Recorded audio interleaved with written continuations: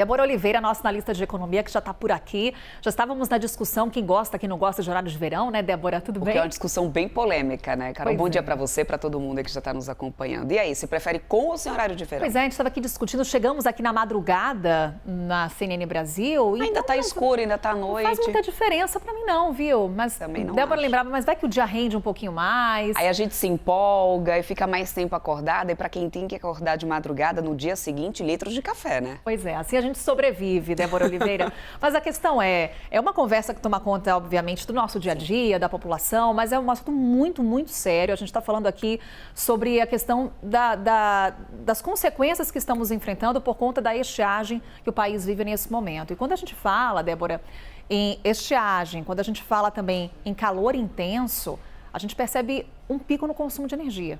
Percebe sim, Carol, e aliás isso já pode ser comprovado só nos primeiros dias desse mês de setembro. E por que eu grifo nesses primeiros dias? Eu estava conversando com o pessoal do ONS, do Operador Nacional, né, do Sistema, para poder entender o que eles já tinham ali de comparativo com o ano passado, para saber, será que realmente essa onda de calor que a gente teve e mais, não é só a questão do calor, a secura que a gente viveu, essa baixa umidade que a gente teve, isso acentua o calor, o consumo de energia? E sim, acentua. Nesses 12 primeiros dias do ano, eu vou mostrar aqui para vocês como que a gente ficou no consumo em comparação com o ano passado. Subiu mais de 9%, quase 9,5% a gente teve, olha só, de demanda só do dia 1 ao dia 12 de setembro.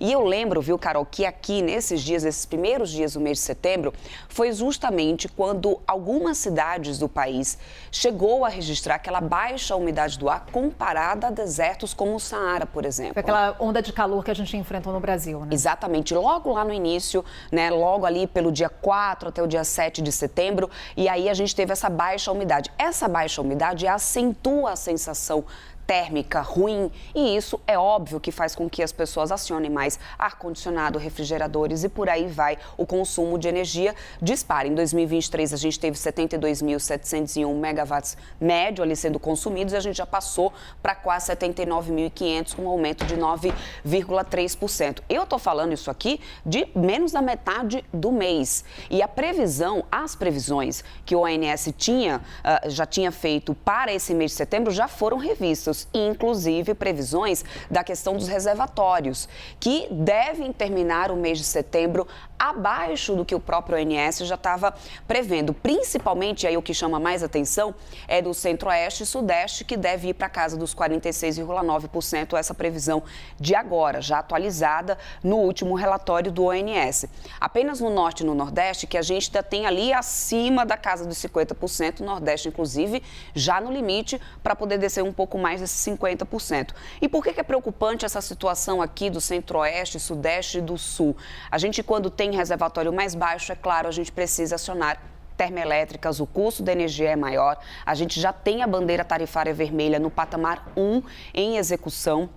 Inclusive, de acordo com vários economistas que eu cheguei a conversar, Carol, para poder entender projeções para esse ano, nenhum deles está mais conseguindo enxergar a possibilidade do retorno da bandeira tarifária verde para esse ano. Ou seja, é um custo de energia mais caro. Alguns deles já me dizem, inclusive, que de novembro não tem como a gente fugir do patamar 2. Aumentar ainda mais a conta de luz. Exatamente, porque a gente está no patamar 1. Ou seja, se a gente soma tudo isso, aí a gente vai trazer aquele efeito de inflação que a gente tanto já falou por aqui.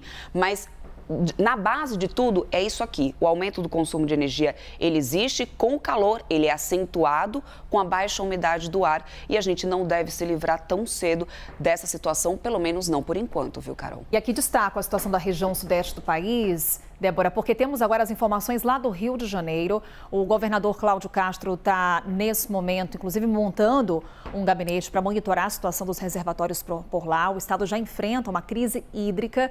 Quem vai trazer para a gente a atualização do cenário por lá é o Kleber Rodrigues, está na capital fluminense e consegue trazer um panorama de todo o estado do Rio de Janeiro para a gente, né, Kleber? Pois é, Carol, a situação bastante preocupante aqui no estado do Rio de Janeiro em função dessa seca que a gente vem presenciando em todo o estado do Rio de Janeiro. Como você muito bem destacou, o governador do Rio de Janeiro, Cláudio Castro, se reuniu ontem com autoridades, com representantes das principais pastas como meio ambiente e demais órgãos do estado para discutir medidas efetivas, já imediatas em função da crise hídrica. Uma delas, Carol, será o envio de carros-pipa para as cidades mais afetadas, priorizando unidades que necessitam com maior urgência de água, como, por exemplo, hospitais e creches, principalmente nos municípios mais afetados. Além disso, campanhas publicitárias conscientizando a população sobre o uso racional da água.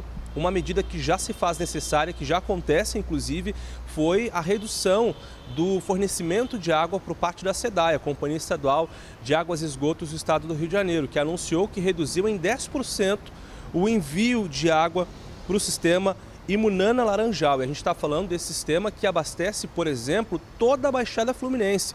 É uma região, portanto, muito populosa. A SEDAI informou que reduziu em 10% o fornecimento de água para os clientes e, se necessário, pode aumentar essa redução para esse sistema Imunana Laranjal, que é super importante no estado do Rio de Janeiro. Qual é o cenário hoje que o estado fluminense está enfrentando de acordo com o governo do estado? Os municípios mais afetados pela crise hídrica, em função da baixa quantidade de chuva em todo o estado do Rio de Janeiro, são os seguintes: Niterói, São Gonçalo, Itaboraí e Maricá. Esses são alguns dos municípios e os mais afetados de acordo com os dados que foram divulgados pelo estado. As represas de alguns sistemas muito importantes, como por exemplo o Imunana Laranjal, na Baixada Fluminense, o Acari e outros também, vem impressionando. A situação dessas represas vem impressionando as autoridades e justamente por isso ontem o governador se reuniu e anunciou essas medidas por enquanto. Um gabinete de crise foi montado e outras medidas podem ser anunciadas nos próximos dias e semanas. A gente vai seguir acompanhando esse assunto. Carol. Vai estar de olho, situação complicada no Rio de Janeiro, na região sudeste, região centro-oeste, também região sul. A Débora destacava para a gente a situação dos reservatórios. Débora, e nesse momento, essa sinalização positiva por parte do ministro de Minas e Energia para a adoção do horário de verão. O que falta para bater o martelo? Principalmente quando ele fala já ali num prazo, como ele deu, daqui a 30 dias, ou seja, já se mostrando muito mais positivo. A gente precisa esperar a divulgação oficial desse estudo que o governo está esperando. Estava para ser apresentado entre ontem e hoje. Lembrando que hoje a agenda do próprio presidente Lula está muito voltada para essa questão climática. Tem várias reuniões, inclusive com o gabinete aí para poder do combate a essa crise do clima que a gente está enfrentando. Então, é bater mesmo o martelo com a divulgação desse estudo, mas com essa antecipação, esse spoiler que o ministro soltou ali para Itatiaia, já dá para se prever que realmente a gente não deve fugir desse horário de verão. Débora Oliveira daqui a pouco volta com outros destaques da economia aqui com a gente. Até já, Débora. Até mais.